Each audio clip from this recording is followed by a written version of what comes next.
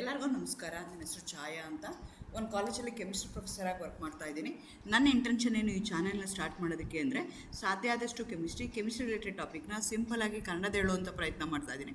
Chemistry ಇಷ್ಟ ಇಲ್ದಿರೋರು chemistry ಕಡೆಗೆ ಸೆಳೆಯುವಂಥ ಪ್ರಯತ್ನ ನಾನು ನನ್ನ ಚಾನಲ್ ಮುಖಾಂತರ ಮಾಡ್ತಾ ಇದ್ದೀನಿ.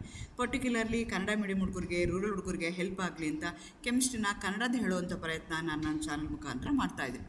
ಸದ್ಯಕ್ಕೆ ನೀವೇನಾದರೂ ರಾಣಿ ಚೆನ್ನಮ್ಮ ಯೂನಿವರ್ಸಿಟಿನಲ್ಲಿ ಓದ್ತಾ ಇದ್ದೀರಾ, 4th ಸೆಮ್ ಇದ್ದೀರಾ, ಕೆಮಿಸ್ಟ್ರಿನ ಒನ್ ಆಫ್ ದಿ ಮೇಜರ್ ಸಬ್ಜೆಕ್ಟಾಗಿ ತೊಗೊಂಡಿದ್ದೀರಾ ಅಂತಂದರೆ ನಿಮ್ಗೆ ಆಲ್ರೆಡಿ ಗೊತ್ತಿರುತ್ತೆ. ಕೆಮಿಸ್ಟ್ರಿನಲ್ಲಿ ಒಟ್ಟು 4 ಯೂನಿಟ್ ಇರುತ್ತೆ.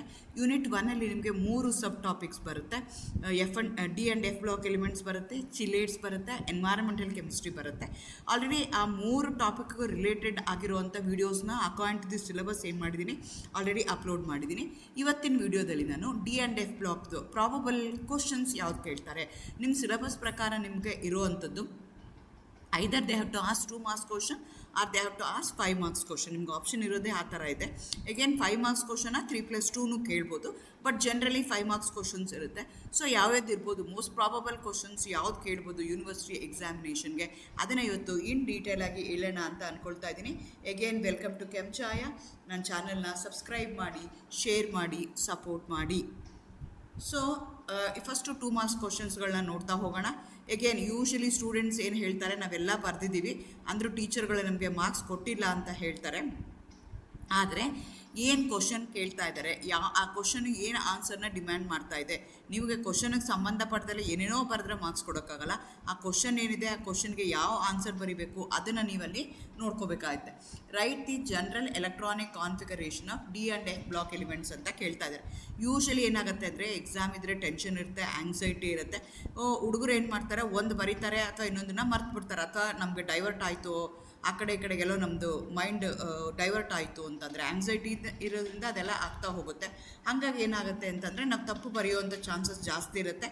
ಸೊ ಎಕ್ಸಾಮಿನೇಷನಲ್ಲಿ ನೀವೇನು ಮಾಡಬೇಕು, ಕಾಮಾಗಿ ಕೂತ್ಕೊಂಡು ನಿಮ್ಮ ಇರೋವಂಥ ಆಂಗ್ಸೈಟಿ ಏನಿದೆಯೋ ಅದನ್ನೆಲ್ಲ ಕಾಮ್ ಡೌನ್ ಮಾಡಿಕೊಂಡು ಆಮೇಲೆ ಪರೀಕ್ಷೆ ಬರೆಯೋಕ್ಕೆ ನೀವು ಶುರು ಮಾಡಬೇಕಾಗತ್ತೆ. ಸೊ ಇಲ್ಲಿ ಡಿ ಆ್ಯಂಡ್ ಎಫ್ ಬ್ಲಾಕ್ ಎರಡೂ ಕೇಳ್ತಾ ಇದ್ದಾರೆ. ಜನರಲ್ ಹುಡುಗರು ಏನು ಮಾಡ್ತಾರೆ, ಬರೀ ಡಿ ಬ್ಲಾಕ್ದು ಬರೀತಾರೆ, ಎಫ್ ಬ್ಲಾಕ್ದು ಬಿಟ್ಬಿಡ್ತಾರೆ. ಹಂಗಾಗಬಾರ್ದು. ಇದಕ್ಕೆ ಒಂದೊಂದಕ್ಕೆ ಒಂದೊಂದು ಮಾರ್ಕ್ ಇದೆ. ಡಿ ಬ್ಲಾಕ್ಗೆ n-1, D 1 to 10, NS 0 to 2 ಅಂತ ಹೇಳ್ತೀವಿ. ಅದಕ್ಕೆ ನಾವೇನಂತ ಕರಿತೀವಿ, ಡಿ ಬ್ಲಾಕ್ ಎಲಿಮೆಂಟ್ಸ್ಗೆ ಪೆನಲ್ಟಿಮೇಟ್ ಶೆಲ್ದು n-1 ಶೆಲ್ದು ಇರುತ್ತೆ ಅಂತ ಹೇಳ್ತೀವಿ. ಆದರೆ ಎಫ್ ಬ್ಲಾಕ್ ಎಲಿಮೆಂಟ್ಸ್ಗೆ ಬಂದರೆ ಆ್ಯಂಟಿ ಪೆನಾಲ್ಟಿಮೇಟ್ ಅಂತೀವಿ. n-2 F 1-14, n-1 D 0-1, NS2. So ಇದನ್ನು ಕರೆಕ್ಟಾಗಿ ನೀವು ನೋಡ್ಕೋಬೇಕಾಗತ್ತೆ. ಎಲೆಕ್ಟ್ರಾನಿಕ್ ಕಾನ್ಫಿಗರೇಷನ್, ಬಿಕಾಸ್ ನಿಮ್ಮ ಸಿಲೆಬಸ್ಸಲ್ಲಿ ಅವರು ಸ್ಪೆಸಿಫೈ ಮಾಡಿದ್ದಾರೆ, these are the properties that you have to study ಅಂತ. ಅದರಲ್ಲಿ ಒಂದು ಪ್ರಾಪರ್ಟಿ ಯಾವುದು ಅಂದರೆ ಎಲೆಕ್ಟ್ರಾನಿಕ್ ಕಾನ್ಫಿಗರೇಷನ್ ಬಗ್ಗೆ ಹೇಳಿದ್ದಾರೆ. ಹಂಗಾಗಿ ಡಿ ಆ್ಯಂಡ್ ಎಫ್ ಬ್ಲಾಕ್ ಎರಡೂ ನಿಮಗೆ ಬರಬೇಕಾಗತ್ತೆ. Why transition elements exhibit variable oxidation state.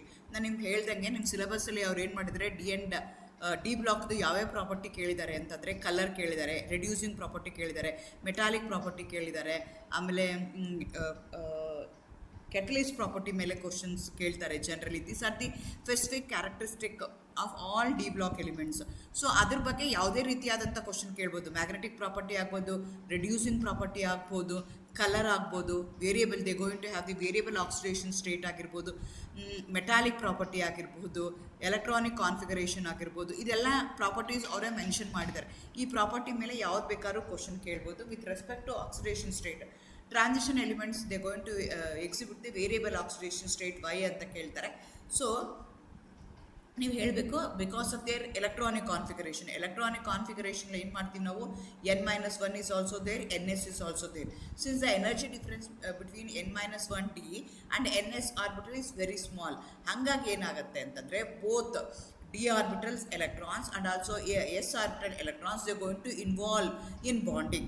So they have a capacity to give away the electrons, because the transition elements are also called as ನಾವು metals ಅಂತ ಕರಿತೀವಿ. Metals ಅಂದರೆ they have a tendency to give away the electrons.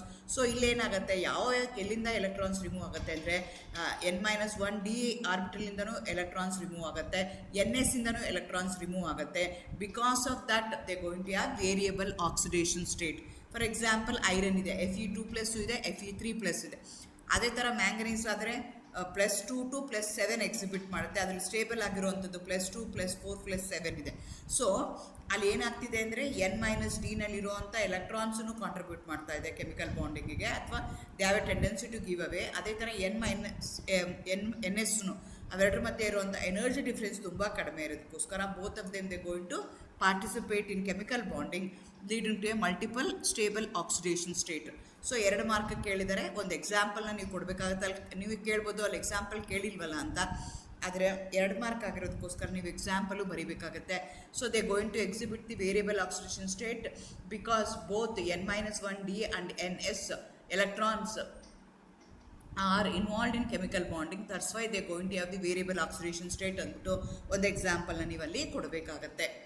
Y are the most transition metal compounds are coloured? ಹೇಗೆ ನಾನು ಹೇಳ್ದಂಗೆ colour property ಮೇಲೂ ಅಲ್ಲಿ questions ಇದೆ ನಿಮ್ಮ ಸಿಲೆಬಸ್ಸಲ್ಲಿ.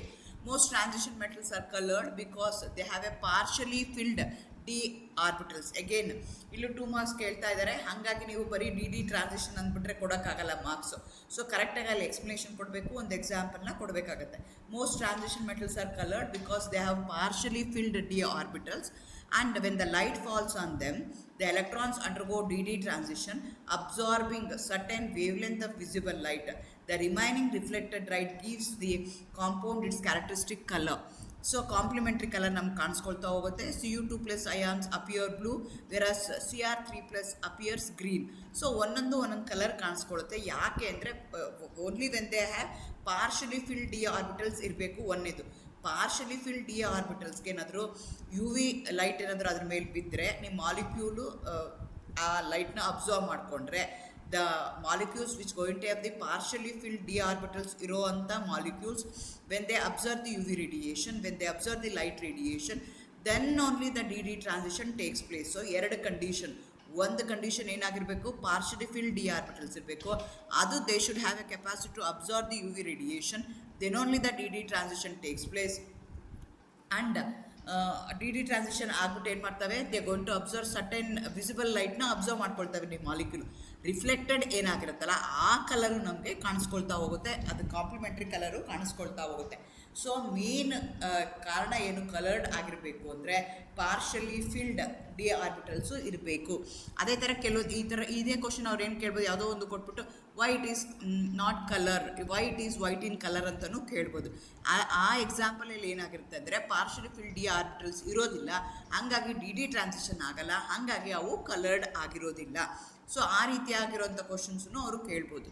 Next why are transition metals are metallic in nature ಅಂತ ಕೇಳ್ಬೋದು. So why they are metallic in nature? Again delocalise electrons, everything depends on electronic configuration. So electronic ಕಾನ್ಫಿಗರೇಷನಲ್ಲಿ N-1 ಆ್ಯಂಡ್ NS ಎರಡೂ ಏನಾಗ್ತಾ ಇದ್ದಾವೆ, ಇನ್ವಾಲ್ವ್ ಆಗ್ತಾ ಇದ್ದಾವೆ ಬಿಕಾಸ್ ಆಫ್ ದಿ ಎಲೆಕ್ಟ್ರಾನ್ಸ್ ಏನಿದೆಯಲ್ಲ which are present in the outer motion. And N-1D ಮತ್ತು NS ಮಧ್ಯೆ energy difference ತುಂಬ ಕಡಿಮೆ ಇರೋದ್ರಿಂದ so both N-1D and NS electrons will take part in chemical bonding, so therefore they are going to have delocalized electrons. So ಆ delocalised electrons ಇರೋದ್ರಿಂದ according to metallic bond theory ಪ್ರಕಾರ ಏನಾಗುತ್ತೆ, these 3 electrons form a strong metallic bond giving them the properties like electrical conductivity, malleability, lustre ಅದೆಲ್ಲನೂ ಆಗ್ತಾ ಹೋಗುತ್ತೆ. Iron, copper, nickel show the typical metallic properties. ಯಾಕೆ ಅಂದರೆ because they going to have delocalised electrons. According to ನಿಮಗೆ metallic ಬಾಂಡ್ನ ಓದಿದ್ರೆ metallic ಬಾಂಡಲ್ಲಿ ಏನಾಗುತ್ತೆ, delocalised electrons ಇದ್ರೆ ಏನಾಗುತ್ತೆ, ವೇಕೆಂಟ್ ಸ್ಪೇಸ್ ಆಗುತ್ತೆ, ಅದನ್ನು ಫಿಲ್ ಮಾಡೋದಕ್ಕೆ ನೆಕ್ಸ್ಟ್ ಒನ್ ಕೊಡ್ತಾ ಹೋಗುತ್ತೆ. So like that there will be a transfer of electron within the molecule, within the given metallic cluster.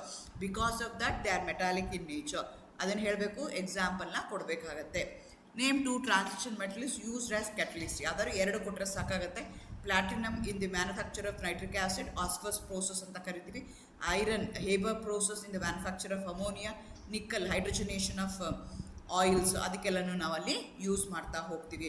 So ಅದರ 2 ಕೇಳ್ತಾ ಇದ್ದಾರೆ, 2 ಸ್ಟ್ರೈಟ್ ಫಾರ್ವರ್ಡ್ ಕ್ವಶನ್ ಇದೆ, ಅದಾಗುತ್ತೆ. ನೆಕ್ಸ್ಟ್ ಈಗ F ಬ್ಲಾಕ್ ಎಲಿಮೆಂಟ್ಸಿಗೆ ಬಂದರೆ what are lanthanide contraction? Because ನಿಮ್ಮ ಸಿಲೆಬಸ್ಸಲ್ಲಿ ಇರೋದೇ ಒಂದು F ಬ್ಲಾಕಲ್ಲಿ ಇರೋವಂಥದ್ದು ಮೇನ್ ಕಾನ್ಸೆಪ್ಟೇ ಅವರು ಲ್ಯಾಂಥನೈಡ್ ಕಾಂಟ್ರಾಕ್ಷನ್ ಕೇಳಿದ್ದಾರೆ. ಅದಕ್ಕೆ ಯಾರೇ ಕ್ವಶನ್ ಪೇಪರ್ ತೆಗೆದ್ರು ಆ ಕ್ವಶನ್ ಹಾಕಲೇಬೇಕಾಗತ್ತೆ. Atomic size or the ionic radii of the tri-positive lanthanide ions. So stable oxidation state of lanthanoids ಯಾವುದು ಅಂದರೆ +3 ಇದೆ. ಸೊ ಅವ್ರದ್ದು ಸೈಜ್ ಏನಾಗ್ತವೆ, ಡಿಕ್ರೀಸ್ ಆಗುತ್ತೆ steadily from La to Lu due to increase in nuclear charge and electron entering the inner n-f orbital. This gradual decrease in size with an increase in atomic number is called as lanthanoid contraction. What is lanthanoid contraction? The gradual decrease in size of the lanthanide starting from La to Lu. ಇದಕ್ಕೆ ನಾವೇನಂತ ಕರಿತೀವಿ, lanthanide contraction ಆಗ್ತಾ ಇದೆ, ಕಡಿಮೆ ಆಗ್ತಾ ಇದೆ. ಯಾಕೆ ಕಡಿಮೆ ಆಗ್ತಾ ಇದೆ ಅಂದರೆ that is because of the poor shielding effect of 4f electrons. Why lanthanide contraction happens ಅಂತ ಕೇಳಿದ್ರೆ, the lanthanide contraction is a result of poor shielding effect of 4f electrons. Already lanthanide contraction ಮೇಲೇ ಒಂದು complete video ಮಾಡಿದ್ದೀನಿ, ಅಲ್ಲಿ in detail ಆಗಿ ನಾನು explain ಮಾಡಿದ್ದೀನಿ. Usually ಏನು ಮಾಡ್ತಾರೆ, ಈ ಥರ ಕ್ವಶನ್ಸ್ ನಾನು ಆನ್ಸರ್ ವಿಡಿಯೋ ಮಾಡಿದಾಗ ಅದ್ರ ಕೆಳಗಡೆ ಕಾಮೆಂಟ್ ಮಾಡ್ತಾರೆ, ಕರೆಕ್ಟಾಗಿ ಎಕ್ಸ್ಪ್ಲೈನ್ ಮಾಡಿಲ್ಲ ಅದನ್ನು ಅಂತ. ಇನ್ನು ಈ ಕ್ವಶನ್ ಆ್ಯಂಡ್ ಆನ್ಸರ್ ವಿಡಿಯೋ ನಾನು ಏನು ಮಾಡ್ತಾ ಇದ್ದೀನಿ, ಆಲ್ರೆಡಿ ಕಾನ್ಸೆಪ್ಟ್ ಎಲ್ಲ ಎಕ್ಸ್ಪ್ಲೈನ್ ಮಾಡಿರ್ತೀನಿ, ಅದೆಲ್ಲ ನಿಮಗೆ ಆಲ್ರೆಡಿ ಗೊತ್ತಾಗಿರುತ್ತೆ. ಇದು ಎಂದರೆ ಏನೇನು ಬರೀಬೇಕು, ಯಾವ ಪಾಯಿಂಟ್ ಬರೀಬೇಕು, ಆನ್ಸರ್ ಟು ದಿ ಪಾಯಿಂಟ್ ಹೇಗೆ, ಅದು ನಿಮ್ಗೆ ಗೊತ್ತಾಗಲಿ ಅಂತ ನಾನು ಇದನ್ನು ಹಾಕ್ತೀನಿ. ಯೂಶಲಿ ಏನು ಮಾಡ್ತಾರೆ ಹುಡುಗರು, ಅದು ಯಾವುದು ನೋಡ್ದಲ್ಲೇ ಡೈರೆಕ್ಟಾಗಿ ಕ್ವಶನ್ ಆ್ಯಂಡ್ ಆನ್ಸರ್ ವಿಡಿಯೋ ನೋಡಿದ್ರೆ ಕಾನ್ಸೆಪ್ಟು ಕ್ಲಿಯರಾಗಿ ಅರ್ಥ ಆಗಲ್ಲ, ಕಟ್ ಮಾಡಿ ನೀವು ಬರೀಬೇಕಾಗತ್ತೆ. ಕಾನ್ಸೆಪ್ಟ್ ಚೆನ್ನಾಗಿ ಅರ್ಥ ಆಗಬೇಕು, ವಿತ್ ಅ ಡಯಾಗ್ರಾಮ್ ಇರ್ಬೋದು, ಅಟಾಮಿಕ್ ರೇಡಿಯಾ ಯಾಕೆ ಚೇಂಜ್ ಆಗುತ್ತೆ, ಹೇಗಾಗುತ್ತೆ, ಅದನ್ನೆಲ್ಲನೂ ನಾನು ಲ್ಯಾಂಥನೈಡ್ ಕಾಂಟ್ರಾಕ್ಷನ್ ಅಂತ ಒಂದು video, complete video for 20 minutes ಅಲ್ಲಿ ಎಕ್ಸ್ಪ್ಲೇನ್ ಮಾಡಿ. ಅದನ್ನು ನಾನು ಇಲ್ಲಿ ಎಕ್ಸ್ಪ್ಲೇನ್ ಮಾಡ್ತೀನಿ ಅಂತಂದರೆ ಒಂದೊಂದು ತಿರ್ಗಾ ಮತ್ತೆ ಅಲ್ಲಿ ಹೇಳಿದ್ದೇನೆ ಹೇಳಬೇಕಾಗತ್ತೆ. ಹಂಗಾಗಿ ಇಲ್ಲಿ ಏನು ಎಕ್ಸ್ಪ್ಲೇನ್ ಮಾಡ್ತೀನಿ, ಆನ್ಸರ್ ಟು ದಿ ಪಾಯಿಂಟ್ ಅಷ್ಟೇ ನಾನು ಇಲ್ಲಿ ಎಕ್ಸ್ಪ್ಲೇನ್ ಮಾಡಿರ್ತೀನಿ. ಸೊ ಹಾಗಾಗಿ ನೀವು ಅದನ್ನು ನೋಡಿಕೊಂಡು ಆಮೇಲೆ ಈ ಕ್ವಶನ್ ಆನ್ಸರ್ಸ್ನ ನೋಡಬೇಕಾಗತ್ತೆ. Next, what are the of lanthanide contraction ಅಂತ ಕೇಳ್ತಾರೆ. ಸೊ ಯಾವ್ದಾದ್ರು ಎರಡು ನೀವು ಹೇಳಿದ್ರೂ ಸಾಕಾಗತ್ತೆ. Difficult in separation of lanthanoids, increase in ionization energy, increase in electronegativity, decrease in basicity of oxides and hydroxide, increase in density and hardness, reduces the complex forming ability. ಈ question ಅವ್ರು ಏನು ಮಾಡ್ಬೋದು, 5 ಮಾರ್ಕ್ಸ್ಗೂ ಕೇಳ್ಬೋದು. What are the concepts of lanthanide contraction ಅಂತ ಕೇಳಿದ್ರು 5 ಮಾರ್ಕ್ಗೂ ಕೇಳಿದ್ರೆ ಅದರ 2 explain ಮಾಡಬೇಕಾಗತ್ತೆ. ಅಥವಾ ಜಸ್ಟ್ ಹಿಂಗೆ ಕೇಳಿದ್ರು 2 ಮಾರ್ಕ್ಸ್ಗೆ ಅಂದರೆ ನೀವು ಯಾವ್ದಾದ್ರು 2 ಹೇಳಿದ್ರೂ ಸಾಕಾಗುತ್ತೆ. ಎಗೇನ್ ಇದನ್ನೆಲ್ಲ ರೀಸನ್ಸು ಅದನ್ನೆಲ್ಲ ನಾನು ಆ ವಿಡಿಯೋದಲ್ಲಿ ಎಕ್ಸ್ಪ್ಲೈನ್ ಮಾಡಿದ್ದೀನಿ, ನೀವು ಆ ವಿಡಿಯೋ ನೋಡಿದ್ರೆ ಗೊತ್ತಾಗುತ್ತೆ. Next, name the ore of uranium used for the extraction name the ore of uranium used for extraction and write its composition ಅಂತ ಕೇಳ್ತಾರೆ. ಯುರೇನಿಯಮ್ದು ಪ್ಲಿಚ್ಬ್ಲೆಂಡೆ ಅಂತ ಹೇಳ್ತೀವಿ, ಅದರ ಕಾಂಪೋಸಿಷನ್ ಏನಾಗಿದೆ ಅಂದರೆ UO3 ಇದೆ, UO2 ತಪ್ಪಾಗಿದೆ, ಅಲ್ಲಿ UO3 ಇರುತ್ತೆ ಅದು. ಸೊ ಈ ರೀತಿಯಾಗಿ ನಿಮಗೆ 2 ಮಾರ್ಕ್ಸ್ ಕ್ವಶನ್ಸ್ನ ಕೇಳ್ತಾರೆ. ಸೊ ನಿಮ್ಮ ಸಿಲೆಬಸ್ ಏನಿದೆ ಅಂತ ನೋಡ್ಕೋಬೇಕು. ನೀವೇ ಆಲ್ರೆಡಿ 4th ಸೆಮ್ಮಲ್ಲಿದ್ದೀರಾ, ಯಾವ ಥರ ಕ್ವಶನ್ಸ್ ಬರುತ್ತೆ ಅಂತ ಗೊತ್ತಿದೆ, ಕ್ವಶನ್ ಪೇಪರ್ ಪ್ಯಾಟ್ರನ್ ನಿಮಗೆ ಗೊತ್ತಿದೆ. 2 ಮಾರ್ಕಿದ್ದು ಬರುತ್ತೆ, 5 ಮಾರ್ಕ್ ಬರುತ್ತೆ. ಸೊ ನನ್ನ ಸಿಲೆಬಸ್ಸಲ್ಲಿ ಏನೇನಿದೆ, ಡಿ ಬ್ಲಾಕ್ ಎಲಿಮೆಂಟ್ಸಲ್ಲಿ ಏನಿದೆ, ಎಲೆಕ್ಟ್ರಾನಿಕ್ ಕಾನ್ಫಿಗರೇಷನ್ ಇದೆ, ಆಕ್ಸಿಡೇಷನ್ ಸ್ಟೇಟ್ ಇದೆ, ಕಲರ್ ಇದೆ, ಮ್ಯಾಗ್ನೆಟಿಕ್ ಪ್ರಾಪರ್ಟಿ ಇದೆ, ಕೆಟಲಿಟಿಕ್ ಪ್ರಾಪರ್ಟಿ ಇದೆ of the D block elements. So ಆ ಪ್ರಾಪರ್ಟಿ ಮೇಲೆ ಯಾವ ಥರ ಕ್ವಶನ್ಸ್ ಕೇಳ್ಬೋದು ಅದನ್ನು ನೋಡಿಕೊಂಡು, ಅದರಲ್ಲಿ ಯಾವುದು 2 ಮಾರ್ಕ್ಸ್ ಕೇಳ್ಬೋದು, ಯಾವುದಕ್ಕೆ 5 ಮಾರ್ಕ್ಸ್ ಕೇಳ್ಬೋದು ಅಂತ ನೀವು ನೋಡಿಕೊಂಡು ಆ ರೀತಿಯಾಗಿ ನೀವು ಎಕ್ಸಾಮ್ಗೆ ಪ್ಲ್ಯಾನ್ ಮಾಡ್ಕೋಬೇಕಾಗತ್ತೆ.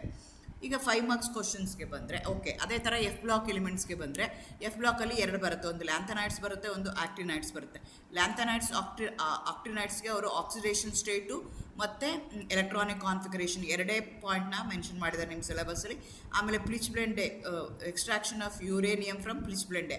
ಸೊ ಇಷ್ಟೇ ಇದೆ. ಸೊ ಅದಕ್ಕೆ ಮೇಲೆ ನೀವು ಅದಕ್ಕೆ ರಿಲೇಟೆಡ್ ಆಗಿ ಯಾವ ರೀತಿ ಕ್ವಶನ್ಸ್ ಕೊಡ್ಬೋದು ಅಂತ ನೀವು ನೋಡಿಕೊಂಡು ನೀವು ಆ ರೀತಿಯಾಗಿ ಪ್ಲ್ಯಾನ್ ಮಾಡ್ಕೋಬೇಕಾಗತ್ತೆ.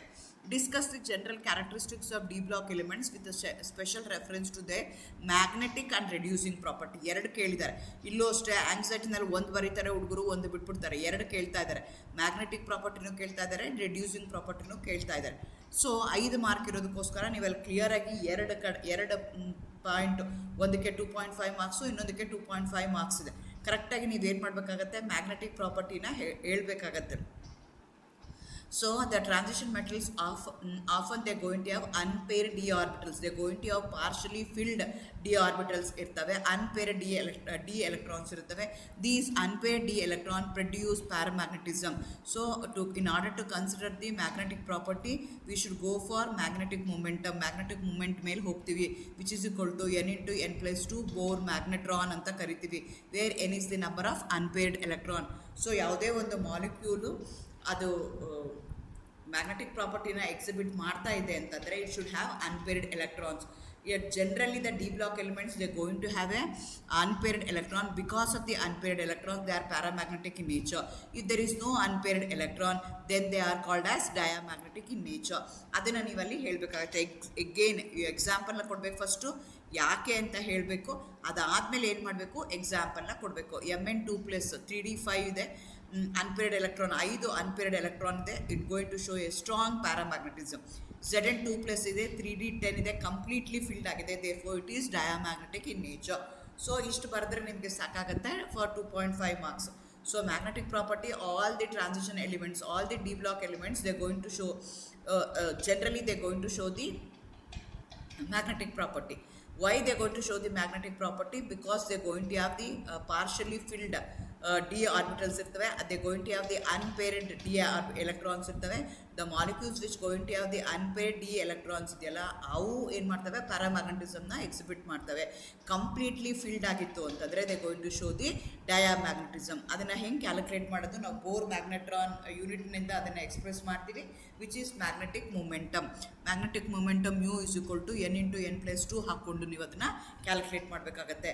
ಒಂದು ಪ್ಯಾರಾಮ್ಯಾಗ್ನೆಟಿಸಮ್ಗೆ ಎಕ್ಸಾಂಪಲ್ ಕೊಡಬೇಕಾಗತ್ತೆ, ಒಂದು ಡಯಾಮ್ಯಾಗ್ನೆಟಿಕ್ಗೆ ಎಕ್ಸಾಂಪಲ್ನ ಕೊಡಬೇಕಾಗತ್ತೆ.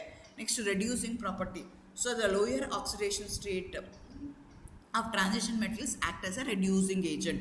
Reducing agent ಅಂದ್ರೆ ಏನು, they have a tendency to give away electrons. Generally metals ಎಲ್ಲನೂ ಏನು ಮಾಡ್ತವೆ, they going to have a special reducing properties ಇರ್ತವೆ. Because they going to have the lower oxidation state ಇರುವಂಥ ಟ್ರಾನ್ಸಿಷನ್ ಮೆಟಲ್ಸ್ ಏನು ಮಾಡ್ತವೆ, generally they going to act as a oxidising agent. By giving the electrons they get convert themselves into a higher oxidation state. ಈಗ for example Fe2+ ಇರೋದನ್ನ ಒಂದು ಎಲೆಕ್ಟ್ರಾನ ಕೊಟ್ಬಿಟ್ಟು Fe3+ ಆಗುತ್ತೆ. Fe2+ act as a reducing agent. ಅದೇ ಥರ Mn2+, Cr2+, they are also strong reducing agent. By giving away the electrons they get converted into a ions with a higher oxidation state. Electrons with a higher oxidation state they are stable. ಹಂಗಾಗಿ ಏನು ಮಾಡ್ತೇವೆ, always they tend to give away the electrons to become more stable. This property is important in redox reaction and industrial process. ಇದು industrial ಪ್ರೋಸೆಸ್ಸಲ್ಲಿ ನನಗೆ ತುಂಬ important ಆಗುತ್ತೆ. So ಈ ರೀತಿಯಾಗಿ ಬರೀಬೇಕಾಗುತ್ತೆ. D block elements they going to show a reducing property. ಯಾವ molecules the lower oxidation state transition metals generally they're going to act as a reducing agent. By giving away the electron they get convert themselves into a higher oxidation state which are more stable. So ಎಲ್ಲ ಮಾಲಿಕ್ಯೂಲ್ಸನ್ನು unstable ಇಂದ stable ಫಾರ್ಮ್ಗೆ convert ಮಾಡ್ಕೊಳ್ಳೋಕೆ try ಮಾಡ್ತಿರ್ತವೆ. Because of that the D block elements act as a reducing agent ಅಂತ ಹೇಳಬೇಕಾಗತ್ತೆ. 5 mark ಕೇಳಿದರೆ 2 point ನೀವು ಡಿಸ್ಕಸ್ ಮಾಡಬೇಕಾಗತ್ತೆ. ಅದೇ ಥರ discuss the general characteristics of D block elements with special reference to their colour and magnetic property ಕೇಳ್ತಾ ಇದ್ದಾರೆ. Colour ನಾನು ಆಲ್ರೆಡಿ ಒಂದು ಫಸ್ಟ್ ಕ್ವಶನಲ್ಲಿ ಎಕ್ಸ್ಪ್ಲೈನ್ ಮಾಡ್ದಂಗೆ ಜನರಲಿ ಅವು ಕಲರ್ಡ್ ಆಗಿರ್ತವೆ. ಯಾಕೆ ಅಂದರೆ ಡಿ ಟ್ರಾನ್ಸಿಷನ್ ಆಗ್ತವೆ, ಪಾರ್ಷಲಿ ಫಿಲ್ಡ್ ಆರ್ಬಿಟಲ್ಸ್ ಇರ್ತವೆ, ಅಬ್ಸರ್ವ್ ಮಾಡ್ಕೊಳ್ತವೆ. ಅಬ್ಸರ್ವ್ಡ್ ಮಾಡ್ಕೊಂಡಿರುವಂಥದ್ದು leads to a D transition ಆಗುತ್ತೆ. Because of the D transition ಏನಾಗುತ್ತೆ, ಅವು they going to exhibit the complementary colour ಅಂತ ನೀವು ಹೇಳಬೇಕಾಗತ್ತೆ. For example water aqua hexa aqua cuprate 2+ ಏನಿದೆಯಲ್ಲ ಅದು ಬ್ಲೂ ಕಲರ್ ಇರುತ್ತೆ. ಅದೇ ಥರ ಕ್ರೋಮಿಯಂ ಕಾಂಪ್ಲೆಕ್ಸ್ ಏನಾಗಿರುತ್ತೆ, ಗ್ರೀನ್ ಕಲರ್ ಇರುತ್ತೆ. ಕೆಲವೊಂದು ಕೇಸಲ್ಲಿ ಏನಾಗುತ್ತೆ Zn2+ U+ Mt Se3+ D orbitals colourless ಆಗಿರ್ತವೆ. ಯಾಕೆ ಕಲರ್ಲೆಸ್ ಆಗಿರ್ತವೆ ಅಂದರೆ ಕಂಪ್ಲೀಟ್ಲಿ ಫಿಲ್ಡ್ ಡಿ ಆರ್ಬಿಟಲ್ಸ್ ಇದ್ದರೆ ಆಗಲ್ಲ. ಸೊ ಅದನ್ನು ನೀವು ಇಲ್ಲಿ ಎಕ್ಸ್ಪ್ಲೇನ್ ಮಾಡಬೇಕಾಗತ್ತೆ ವಿತ್ ಅನ್ ಎಕ್ಸಾಂಪಲ್. ಅದೇ ಥರ ಮ್ಯಾಗ್ನೆಟಿಕ್ ಪ್ರಾಪರ್ಟಿ ಅಲ್ಲೇ ಹೇಳ್ದಂಗೆ ಅನ್ಪೇರ್ಡ್ ಎಲೆಕ್ಟ್ರಾನ್ಸ್ ಇರ್ತವೆ, ಪ್ಯಾರಾಮ್ಯಾಗ್ನೆಟಿಕ್ ಡಯಾಮ್ಯಾಗ್ನೆಟಿಕ್ ಹೇಳಬೇಕು ಮತ್ತು ಎಕ್ಸಾಂಪಲ್ನ ಹೇಳಬೇಕು. ಯಾವ್ದಾದ್ರು 2 ಪಾಯಿಂಟ್ಗಳನ್ನ ನಿಮಗೆ ಸೇರಿಸ್ತಾರೆ. ನಿಮ್ಮ ಸಿಲೆಬಸ್ಸಲ್ಲಿ ಇರುವಂಥದ್ದು ಏನೇನಿದೆ, ಆಕ್ಸಿಡೇಷನ್ ಸ್ಟೇಟ್ ಇದೆ, ಕಲರ್ ಇದೆ, ರೆಡ್ಯೂಸಿಂಗ್ ಪ್ರಾಪರ್ಟಿ ಇದೆ, ಕೆಟಲಿಟಿಕ್ ಪ್ರಾಪರ್ಟಿ ಇದೆ. ಸೊ ಆ ಪ್ರಾಪರ್ಟಿಗಳದ್ದು ಏನೇನಕ್ಕೆ ಅಂತ ನೀವು ಇಲ್ಲಿ ಈ ಥರ ಓದ್ಕೊಂಡ್ರೆ ಸಾಕಾಗತ್ತೆ. ಅದೇ ಥರ ಇನ್ನೊಂದು ಎಫ್ ಬ್ಲಾಕ್ ಎಲಿಮೆಂಟ್ಸ್ಗೆ ಬಂದರೆ ಒಂದೇ ಕ್ವಶನ್ ಅವ್ರು 5 ಮಾರ್ಕ್ಸ್ ಕೇಳೋಕ್ಕೆ ಸಾಧ್ಯ ಇರುವಂಥದ್ದು describe the extraction of uranium from pitch blende including the chemical equations involved ಅಂತ ಹೇಳ್ತಾರೆ. ಸೊ ಇದಕ್ಕೆ ನಿಮ್ಗೆ ಹತ್ತತ್ರ 9 ಡಿಫ್ರೆಂಟ್ ಸ್ಟೆಪ್ಸ್ ಬರುತ್ತೆ, ಅದನ್ನೆಲ್ಲನೂ ಹೇಳಬೇಕಾಗತ್ತೆ. ಐದರ್ ನೀವು ಕ್ಯಾನ್ ಎಕ್ಸ್ಪ್ರೆಸ್ ಇನ್ ವರ್ಡ್ಸಲ್ಲಿ ಎಕ್ಸ್ಪ್ಲೈನ್ ಮಾಡ್ಬೋದು, ಇಲ್ಲಾಂದರೆ ಈ ಥರ ಫ್ಲೋ ಚಾರ್ಟ್ ಬರ್ಕೋಬೋದು. ಫಸ್ಟ್ ಸ್ಟೆಪ್ಪಲ್ಲಿ ಕಾನ್ಸಂಟ್ರೇಷನ್ ಆಗುತ್ತೆ, ಸೆಕೆಂಡ್ ಸ್ಟೆಪ್ಪಲ್ಲಿ ರೋಸ್ಟಿಂಗ್ ಆಗುತ್ತೆ, ಥರ್ಡ್ ಸ್ಟೆಪ್ಪಲ್ಲಿ ಫ್ಯೂಷನ್ ವಿತ್ ಸೋಡಿಯಂ ಕಾರ್ಬೊನೇಟ್ ಆಗುತ್ತೆ, ನಾಲ್ಕನೇ ಸ್ಟೆಪ್ಪಲ್ಲಿ ಎಕ್ಸ್ಟ್ರಾಕ್ಷನ್ ವಿತ್ ಸೋಡಿಯಂ ಕಾರ್ಬೊನೇಟ್ ಆಗುತ್ತೆ, ಅಮೋನಿಯಂ ಕಾರ್ಬೊನೇಟ್ ಆಗುತ್ತೆ, ಐದನೇ ಸ್ಟೆಪ್ಪಲ್ಲಿ ಟ್ರೀಟ್ಮೆಂಟ್ ವಿತ್ ಸಲ್ಫ್ಯೂರಿಕ್ ಆಸಿಡ್ ಆಗುತ್ತೆ, ಅದನ್ನು ನ್ಯೂಟ್ರಲೈಸೇಷನ್ ರಿಯಾಕ್ಷನ್ ಅಂತಲೂ ಕರೀತಾರೆ. 6th ಸ್ಟೇಜಲ್ಲಿ ಕ್ಯಾಲ್ಸಿನೇಷನ್ ಆಗುತ್ತೆ, 7th ಸ್ಟೇಜಲ್ಲಿ ರಿಡಕ್ಷನ್ ಆಗುತ್ತೆ, 8th ಸ್ಟೇಜಲ್ಲಿ ರಿಯಾಕ್ಷನ್ ವಿತ್ ಕ್ಲೋರಿನ್ ಆಗುತ್ತೆ, 9th ಸ್ಟೇಜಲ್ಲಿ ರಿಡಕ್ಷನ್ ವಿತ್ ಮೆಟಾಲಿಕ್ ಯೂರಿಯಂ ಆಗುತ್ತೆ. ಆ ರೀತಿಯಾಗಿ ನೀವೇನು ಮಾಡಬೇಕಾಗತ್ತೆ, ಅದನ್ನು ಅಲ್ಲಿ ಇನ್ ಡೀಟೇಲ್ ಆಗಿ ಎಕ್ಸ್ಪ್ಲೈನ್ ಮಾಡಬೇಕಾಗತ್ತೆ.